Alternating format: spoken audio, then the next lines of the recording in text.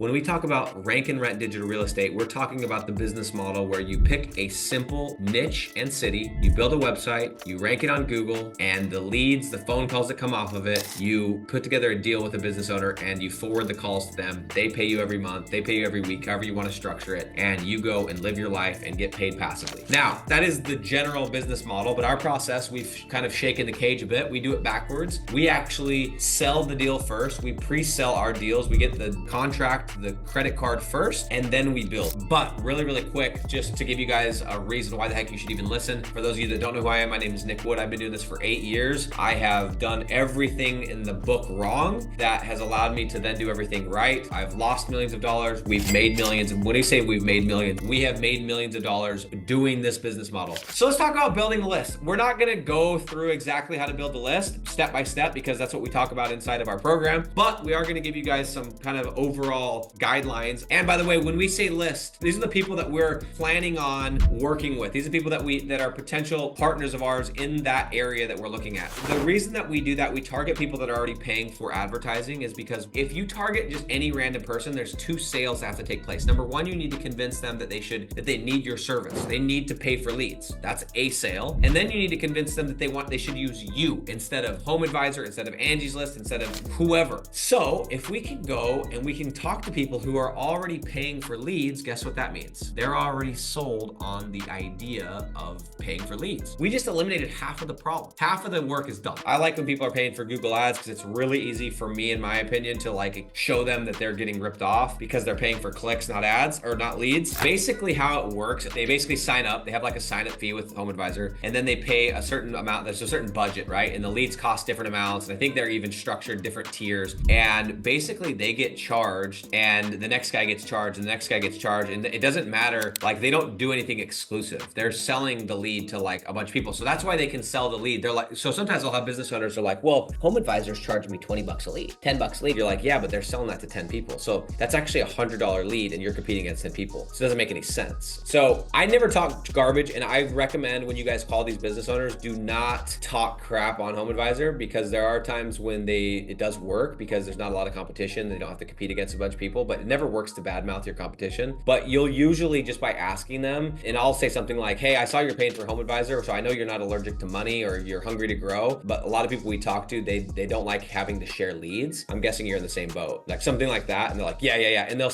go ripping into a story. HomeAdvisor, I had to get on the phone for 2 hours and $20. And you're like, okay, keep going, bro. That kind of thing. Anyway, bottom line is, guys, once we pick the city, we pick the niche, we want to build the list. Now, the other thing is, I guess the question is, why do we build the list before we set up the landing page, which is going to be our next step, setting the landing page and the ads? And for those of you that have no idea what we're talking about, it's all going to make sense. Just wait. But what we're not going to do is we're not going to go build a website that we don't know if it's even going to rank, if it's going to get leads, and wait 4 to 6 months. We're not doing the wheelchair method, that's exactly what it is. That's the freaking grandpa method. Sorry, grandpa. We don't want to go into an area and do all the work. A lead comes in. First of all, we don't know who to call. We don't have the name. We don't have whatever. And guys, if you are trying to call business owners without getting their first name, you are stupid, because you can do a little bit of research and you can find basically anybody's name. You got to get creative. And by the way, we have some techniques and some strategies and some stalking, but like there's ways to find out anyone's name online, like for the most part. And if you're not taking the time to do that, I think that you're really decreasing your chances of getting deals. That's number 1. Number 2 is, imagine we go and Francesca finds this really good area. We think she goes and tries to build a list. She finds one person that's even in business in that town. Now I'm probably not even going to go into that town. I'm going to save myself all the hassle, right? Or maybe there's only 3 and I got to make the decision. If I go into there and there's only 3 people, are they going to be fat and happy because there's not really that much competition, right? So the reason why we do things the way that we do in the order that we do, back in 2018 and 19, we did everything wrong. We did everything wrong. And so in 2020, we figured everything out, and we were testing and we were trying this and trying that. And we used to do what everybody else does, which is build a website, let it rank or hope it ranks, only to find out, oh my gosh, we just built this website and there's leads coming in, but no one wants the leads. And so now we got to pay for this website and the hosting and the tracking number and and it's like 2 years down the road before we ever sell this thing, if we do it all. So now we're like, we don't even buy a domain. We don't even start building a website until we have a contract and a credit card in hand. And that's what allowed us to scale. So 2020 was when everything just came together. We figured it out. We still had to do a lot of trial and error. We still lost a lot of money testing. We spent a lot of money on ads, but there's a reason why we do what we do. And we're constantly tweaking, we're constantly testing, we're constantly trying new stuff, we're constantly trying to tweak the ads and test new ad strategies. We're literally doing that right now. We're testing some new ad strategies right now as we speak. And by the way, the other thing you got to remember, guys, just because they're not paying for ads doesn't mean you can't sell them. We've sold plenty of people who aren't paying for ads. It just means that those are the easiest people to sell. And I learned this principle back when I did door-to-door sales and I was selling home security systems, and pretty quickly I realized, hey, if I just knock on the people who already have signs of different companies, they're already paying $50 a month. I just have to knock on the door, tell them I'll upgrade their system and give them a bunch of free equipment, and all they have to do is change the yard sign and change the service. That's an easy sale, and it takes 20 minutes instead of 2 hours, and the emotion and the this, and talk to the dog and the wife and pray to Jesus, all this stuff. So that's where we learn this principle. You don't have to have people paying for ads. Those are the best ones, in my opinion, to target. We do have specific strategies. We do have specific targeting methods. We do have specific ways to find names, all that stuff that we cover in more detail. But just to give you guys kind of an idea, this is step number 2. You want to build your list. You want to make sure there's at least, I would say that's a safe number, 10 people. Although I will tell you, back in the 2020, when we were zinging and slinging and trying to scale up, there were times when there was like 3 to 4 and we were just sending it because we were on fire and we were taking that momentum, and it was like, if there's 3, we're selling one of them. But I think if you're starting, you're new, or you're not super confident, make sure there's at least 10. If there's not, you may want to just go ahead and earmark that for later, come back to it once you get a couple projects, but make sure you have a good amount of business owners that you can call, because the first couple, you're going to vomit all over them. You're going to verbally vomit.